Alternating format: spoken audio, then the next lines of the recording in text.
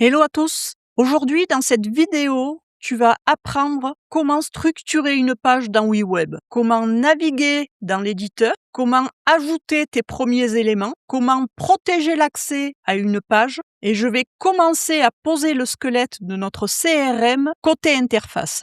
Je viens de faire plusieurs vidéos sur le back-end. Tu devrais avoir le lien de la première qui s'affiche autour de l'écran. Et on avait vu tout ce qui était base de données, l'authentification, la sécurité, la lecture, l'écriture, la modification et la suppression. Si tu ne les as pas encore vus, je te conseille d'aller les voir car c'est la nouveauté 2026 de WeWeb d'intégrer le back-end.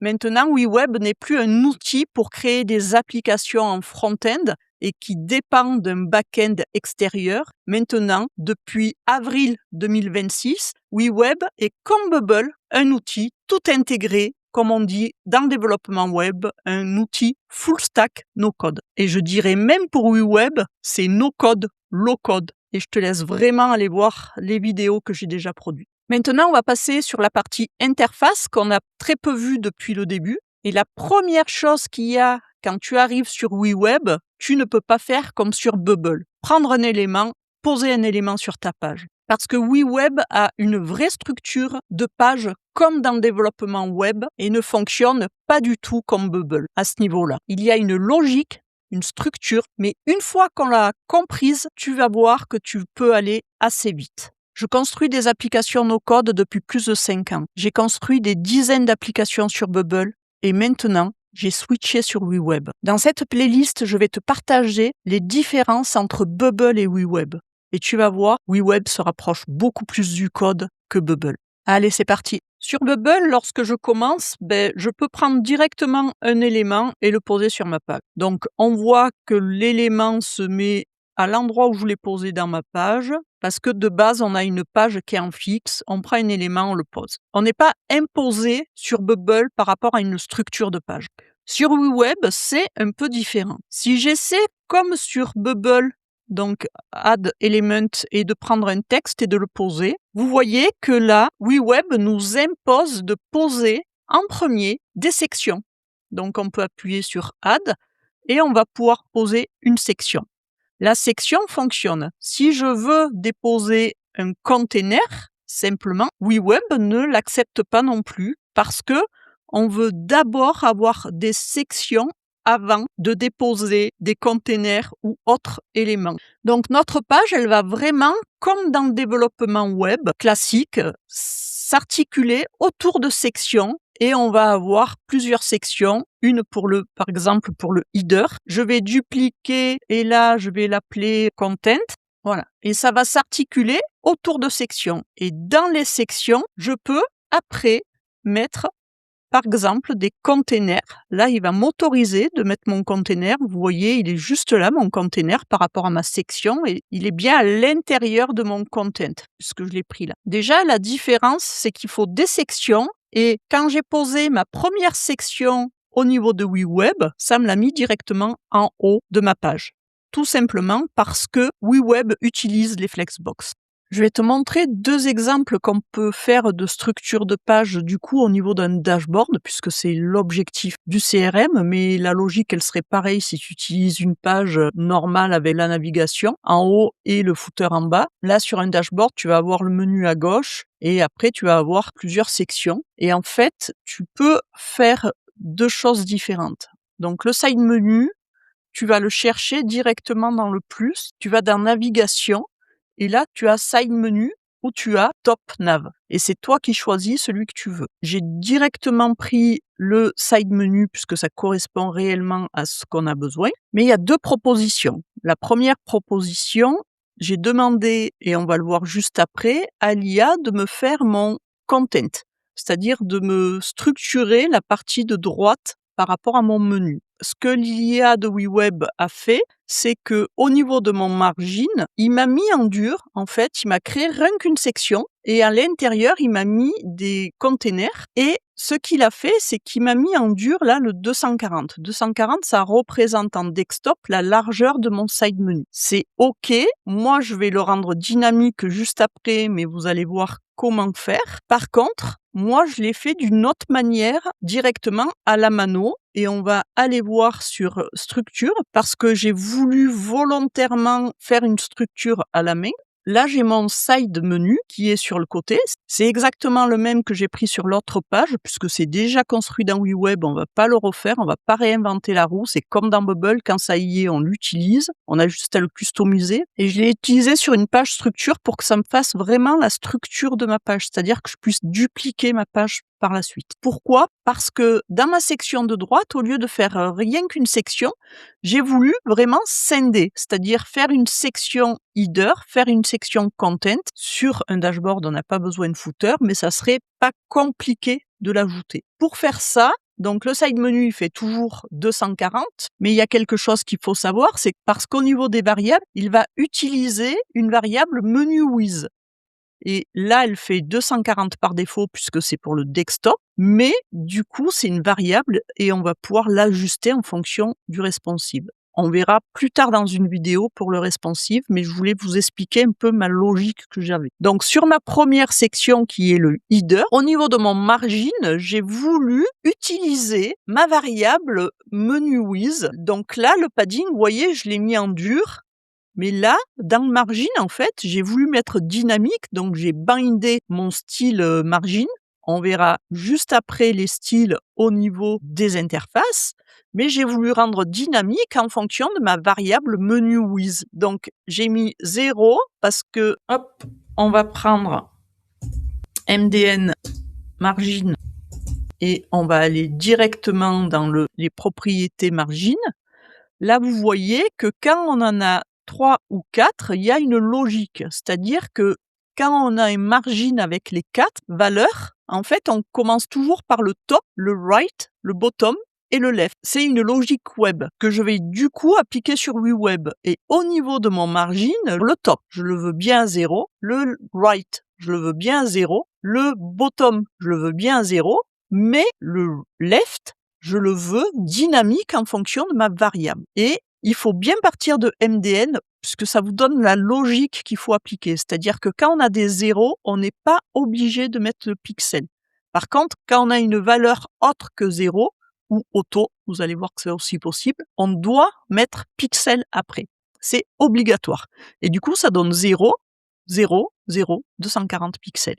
Et là, c'est fonctionnel. Et du coup, cette valeur-là, je vais la copier. Moi, je suis sous Mac, c'est commande C, commande V, mais vous pouvez l'utiliser. C'est exactement ce que j'ai fait sur la deuxième section de ma page. Donc, du coup, au niveau de ma page liste deal, ce que je peux faire, c'est mon main, au lieu de l'avoir en fixe au niveau de mes margins, je vais le binder et je vais lui passer directement ça. Et ça fera exactement la même chose, sauf qu'au lieu que ce soit figé à 240 pixels sur le left, ça sera dynamique en fonction de la valeur de ma variable menu with. Voilà ce que je voulais vous montrer. Et avant d'ajouter des éléments, on va voir comment démarrer une page dans WeWeb. Et vous allez voir, il y a plusieurs manières de faire, dans Bubble aussi, mais dans WeWeb, il y a vraiment plusieurs manières de faire et c'est ce que j'aime bien. Allez, on passe du coup aux 3 façons de construire une page dans WeWeb. Dans Bubble, tu peux construire une page en glissant des éléments depuis la barre d'outils sur la gauche. Tu peux utiliser aussi une IA qui peut t'aider à construire tes pages. Personnellement, je ne l'utilise pas car je vais suffisamment vite dans Bubble pour construire mes pages. Ça serait intéressant de me dire en commentaire si tu es un bubbler, de savoir si tu utilises l'IA de Bubble ou pas et depuis combien de temps tu utilises Bubble. Et il y a aussi la possibilité de l'import Figma, mais de tous les retours que j'ai entendus de designers qui avaient un Figma et qui voulaient l'importer dans Bubble, ça fonctionne franchement pas très bien. Dans WeWeb, tu as aussi 3 façons de pouvoir démarrer soit ta page, soit ton projet. Tu peux partir directement avec l'IA pour demander de te générer une page. L'IA de WeWeb fonctionne quand même relativement bien. Vous décrivez ce que vous voulez exactement et l'IA génère toute la structure que vous pouvez ensuite affiner visuellement. Tu peux même, au lieu de lui taper de la donnée à ce niveau-là, tu peux même lui mettre un screenshot, une capture d'écran du coup. Et l'IA va te reproduire exactement ce que tu lui as demandé. Pour ceux qui me connaissent, je fais des lives sur le Twitch de No Code France. Je fais Staff Manager et je viens de déposer la maquette du tableau de bord de Staff Manager. Et là, je viens de la coller, vous voyez là. J'avais mis en pause la vidéo pour éviter que ce soit trop long, mais je lui ai juste demandé « Reproduis-moi uniquement les parties visuelles de ce screenshot et utilise le design system de l'application », car j'ai déjà un design system dans cette application. Et tu vois tout ce qu'il a fait, donc il parle des fois en anglais, et quand il te donne le résultat, en fait, il te le donne tout en français, puisque tu lui as parlé en français. Et du coup, il te met tout le contenu, tout ce qu'il a fait, comment il a fait. Et franchement, on peut regarder par rapport à ce que je lui ai donné, ça ressemble énormément à ce qu'il a produit au niveau de WeWeb. Donc vous voyez que c'est quand même très très très ressemblant. Donc après on peut regarder notre page. Voilà, il y a un petit truc en fait qui me gêne, c'est que le sidebar, il n'a pas pris le sidebar de base de WeWeb, mais ça on va pouvoir le modifier. Mais par contre le content area, on peut l'utiliser assez facilement et remanier les parties qu'on veut. Mais globalement, il a fait quand même quelque chose de très propre et qu'on peut réutiliser, qu'on peut venir adapter en fonction de ce qu'on veut réellement. Puisque, comme je l'ai montré, je veux que ce soit une structure par section. Et là, il nous a fait juste une section où il a tout mis. Ma sidebar, en fait, je veux que ce soit une sidebar menu. Voilà pour la génération par IA à partir d'un screenshot. Je peux même lui passer du code généré par une IA externe. Par exemple, en React ou Vue.js et de lui demander de me créer le même visuel en WeWeb. Mon screenshot, WeWeb l'a traduit pour que ça y ressemble. Mais il n'utilise pas obligatoirement les bonnes pratiques dans ce cas-là. Mais si tu utilises l'IA externe et qu'il a construit avec les bonnes pratiques web actuelles, WeWeb traduira le code React ou Vue.js en WeWeb. Tout à l'heure, lorsque je parlais de Figma to Bubble, je vous ai dit que ça fonctionnait pas très bien.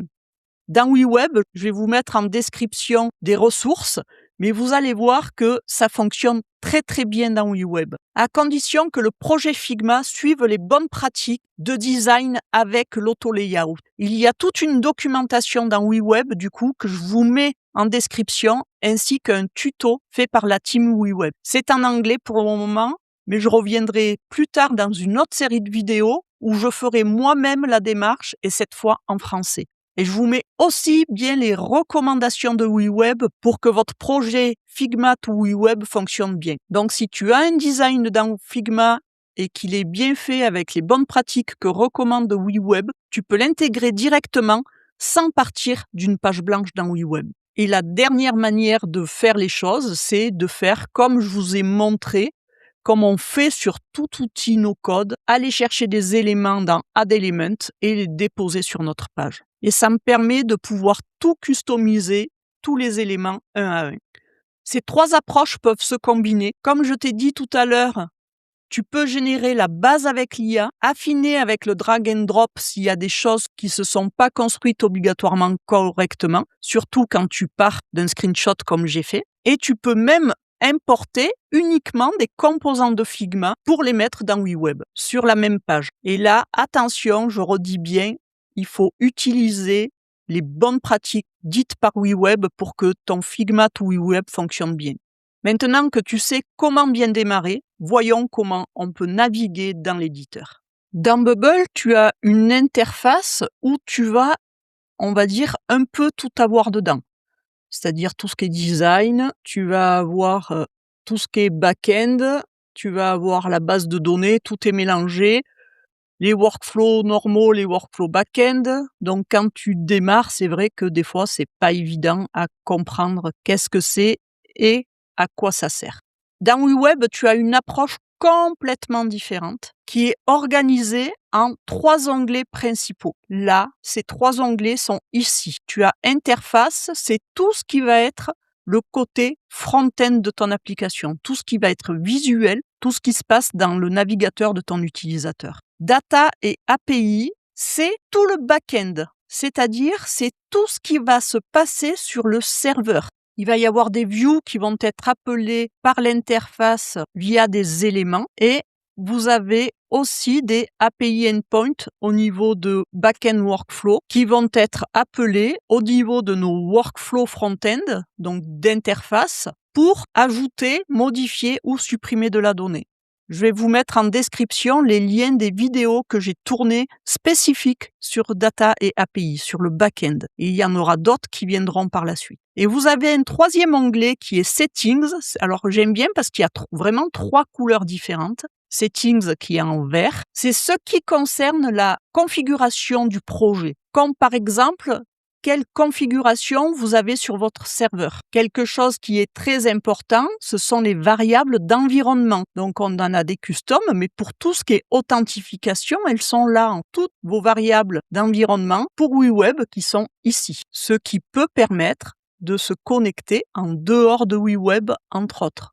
Je pense si on veut faire du mobile à Flutterflow, pour pouvoir connecter la base de données de WeWeb à Flutterflow. Et vous avez aussi des métriques, donc des monitoring sur vos usages par rapport à ce que vous avez utilisé. Et à ce niveau-là aussi, c'est des usages, mais d'autres métriques assez spécifiques et assez détaillées en fonction de ce que vous avez besoin. Quand on crée une page, c'est donc sur l'onglet Interface que tout va se passer. Par défaut, c'est toujours Layout qui est ouvert quand vous arrivez sur Interface. Et Layout, c'est l'arbre de tous les éléments sur lesquels je travaille. Il y a un deuxième onglet juste à droite de Layout qui est Pop-up. Pop-up dans WeWeb est différent que sur Bubble. C'est-à-dire que vous allez avoir là la liste de toutes les pop-up utilisées sur tout votre projet. Rien à voir avec Bubble, puisque Bubble, vous avez vos pop-up par page, à part si vous mettez un reusable element. Il y aura une vidéo dédiée aux pop-up, car les pop-up dans WeWeb, ce n'est pas comme les pop-up dans Bubble. Vous pouvez faire vraiment plein de choses avec. Donc une vraie pop-up, comme ça ou comme ça. Vous avez la possibilité de faire un floating group, c'est-à-dire un élément qui se met fixe sur votre page. Vous avez tout ce qui est alerte et vous avez un stacked d'alerte, c'est-à-dire que les alertes vont se mettre les unes en dessous des autres. Pour ce panneau de gauche, vous avez tout ce qui est add element. Add element, c'est trier par rapport à ce que vous avez sur votre page et vous pouvez faire un drag and drop et déposer sur votre page.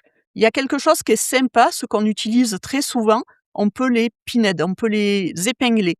Et dès qu'on les épingle, elles remontent là et c'est vrai que c'est beaucoup plus pratique à utiliser. Vous avez vos pages qui sont ici et vous pouvez la créer directement là. Vous avez les assets. Les assets, ça comprend plein de choses. Dans la librairie, vous allez avoir le design guideline de votre projet. Alors comme tout à l'heure, j'ai mis Staff Manager dessus, il m'a fait la guideline de Staff Manager. Vous avez les components et les pop-up qu'on reverra plus tard. Vous avez tout ce qui est section et entre autres multipage section, tous les éléments, les classes, donc ça on le verra dans une vidéo aussi spécifique, et vous avez tout ce qui est typographie, color et spacing. Ça va permettre de pouvoir créer votre design system dans WeWeb. Et on verra plus tard qu'on peut le faire générer. Et la différence avec Bubble, c'est que typographie, vous l'avez dans Bubble, color, vous l'avez dans Bubble,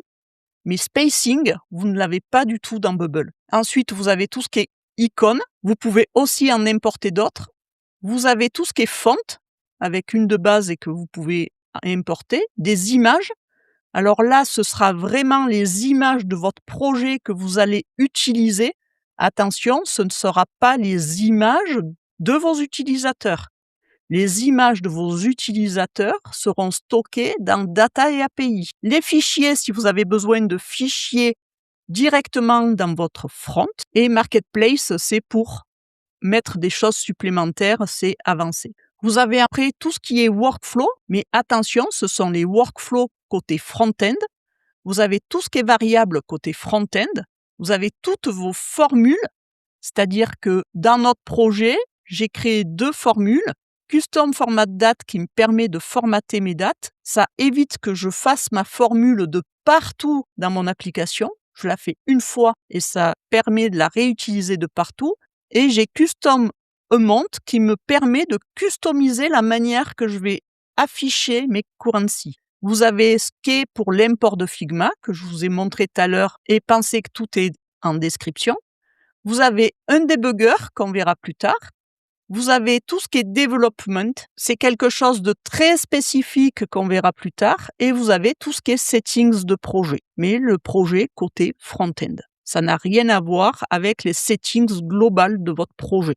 En haut à droite, vous avez plusieurs choses. Donc là, c'est pour rafraîchir votre page. Là, vous avez la possibilité, et je trouve que c'est quelque chose vraiment bien, de pouvoir sélectionner avec qui vous voulez être connecté. Et je trouve cette approche vraiment mieux que sur Bubble parce que au niveau de notre éditeur, on peut déjà choisir avec quel profil on veut être connecté. Et ce qui s'affichera, comme vous avez une preview qui est dans l'éditeur, vous pouvez déjà afficher ou cacher en fonction du profil qui est connecté. Et vous avez la possibilité de vous déconnecter, donc d'être en version publique de votre interface. Vous avez tout ce qui est responsive, il y aura aussi une vidéo dédiée à ça, le desktop, le tablette et le mobile. Il n'y a que 3 breakpoints dans WeWeb. Et il y a quelque chose de très spécifique par rapport à Bubble que je vous expliquerai dans cette vidéo. Vous avez la partie preview. Quand vous cliquez dessus, vous êtes en mode preview, mais vous avez vu que c'est un mode preview à l'intérieur de votre éditeur. On peut le quitter là. Et vous avez le mode edit ou IA, comme on a vu tout à l'heure. Et vous avez le deploy pour déployer sur un environnement de production. Et ce qui est bien dans WeWeb, c'est que vous avez un environnement de production, donc ça sera votre live sur Bubble, et vous avez un staging environnement qui est, on va dire, un entre-deux. C'est un environnement de test, mais comme l'environnement de production, en utilisant les données de test, parce que la preview de WeWeb, vous avez vu, reste dans l'éditeur. J'en ai eu besoin lorsque j'ai fait une application WeWeb où il fallait que toute l'accessibilité, donc pour les handicaps des personnes, soit testée. Il fallait qu'on teste la navigation par tabulation, il fallait qu'on teste le zoom, et ça ne pouvait se faire qu'en environnement staging. C'est un environnement qu'on est obligé d'avoir si on veut faire 100% accessibilité sur notre application. Dans les autres cas, vous n'êtes pas obligé d'avoir l'environnement staging puisqu'il y a un pricing adapté avec le staging. Mais ça, c'est pareil, on le verra plus tard. On passe maintenant à la barre qui est là-dessous. Si je passe en mode Edit et que je clique sur un élément de mon layout, de ma page, je vais avoir tout le détail qui correspond à l'élément que je viens de cliquer. Donc là, je suis sur un texte. J'ai le petit crayon qui est l'éditeur, où j'ai déjà plein de choses que je peux paramétrer. Et vous voyez qu'il y en a vraiment beaucoup sur WeWeb. Vous avez le deuxième onglet qui est un peu plus pour paramétrer des choses. Et vous avez entre autres le condition rendering qui est quelque chose de très spécifique. Et je vous renvoie à une vidéo que j'ai déjà faite sur le conditional rendering par rapport au display qui est là. Et il y a la partie workflow qui correspondra au workflow que j'aurai posé sur l'élément que j'ai là. Et en fonction de ce que vous cliquez, vous allez avoir des choses différentes au niveau du paramétrage. Si tu veux apprendre le nouveau back-end de WeWeb en français, n'hésite pas, abonne-toi à ma chaîne. Si tu trouves ça utile, lâche un like, ça va vraiment m'aider. N'hésite pas à me dire en commentaire si tu veux que j'aborde d'autres notions que je n'ai pas encore abordées. Et attention, il va y avoir plein de vidéos qui arrivent. Parlons maintenant de la gestion des pages.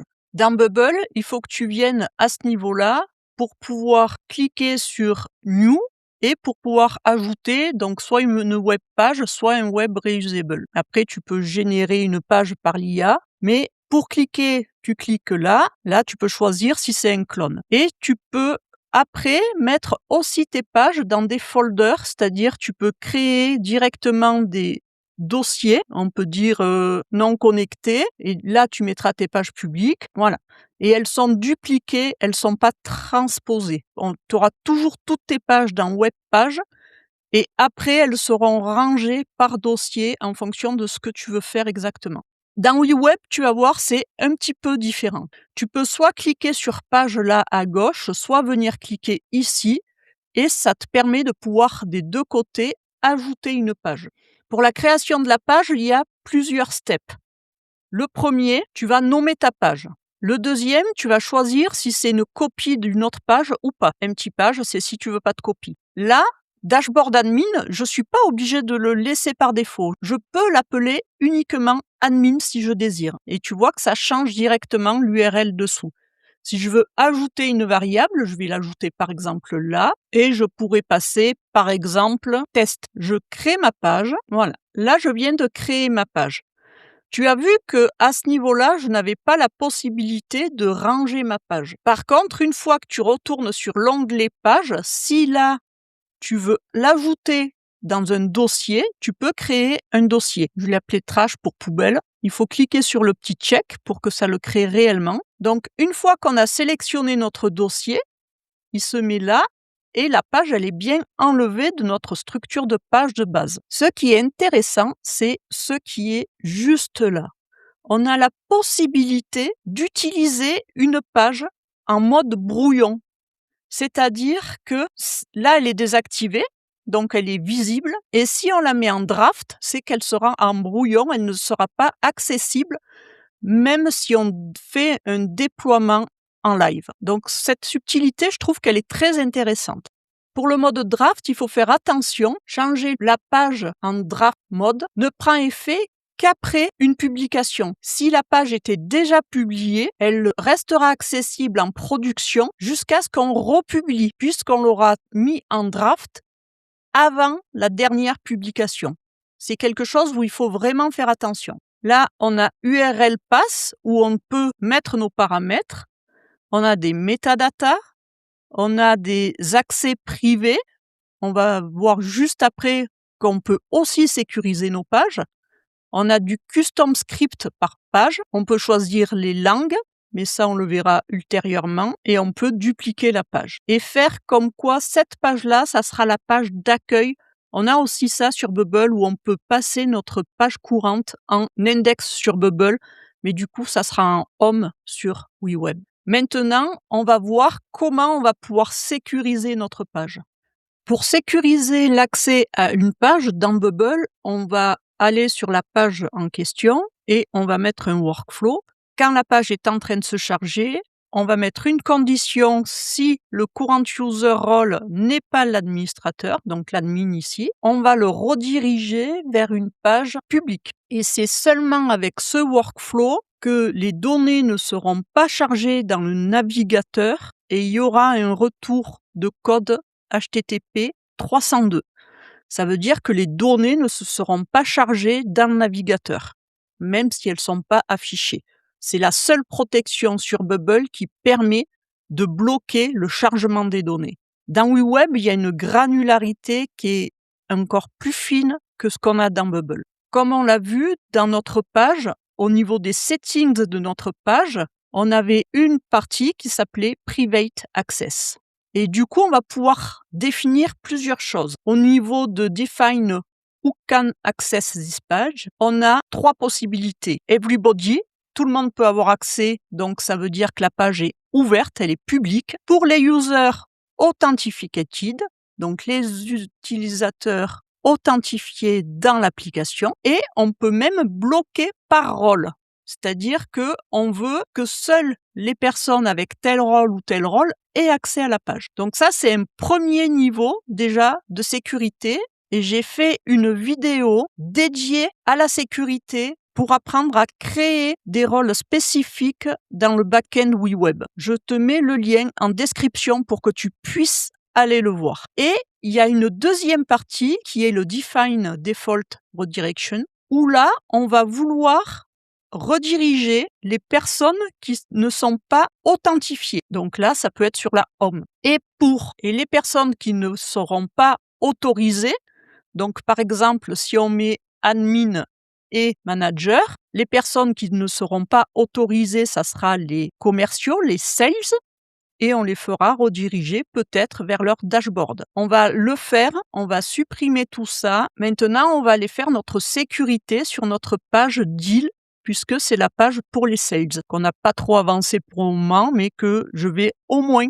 sécuriser. Je peux venir là aussi, du coup, si je suis sur Layout et là, Et j'ai exactement la même chose. Ça m'ouvre bien page avec la page deal et avec les informations nécessaires. Je vais sur Private Access et dans cet exemple, il y a uniquement les sales et les managers qui auront accès à cette page. Donc, je vais mettre en authentifié et je vais dire les personnes qui auront accès, c'est les managers et les sales. Et là, on a même une granularité où on peut dire certains ou tous. Et on a les redirections. Et là, on peut rediriger sur Home les deux, mais on pourrait mettre deux pages différentes. Si un visiteur n'est pas connecté, je peux le faire aller sur une page, par exemple, login. Et si l'utilisateur n'est pas autorisé, je peux le rediriger, par exemple, vers son dashboard. Dans les deux cas, il y a une redirection et vous avez vu qu'on a sécurisé notre page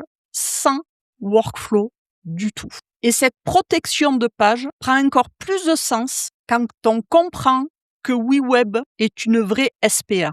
Dans Bubble, chaque nouvelle page sur laquelle on navigue se recharge entièrement. Et pour pallier à ce rechargement, sur Bubble, on a pris une pratique qui est un one page, mais que Bubble appelle single page application. Et je mets le doigt dessus parce que c'est quelque chose qui n'est pas vrai sur Bubble.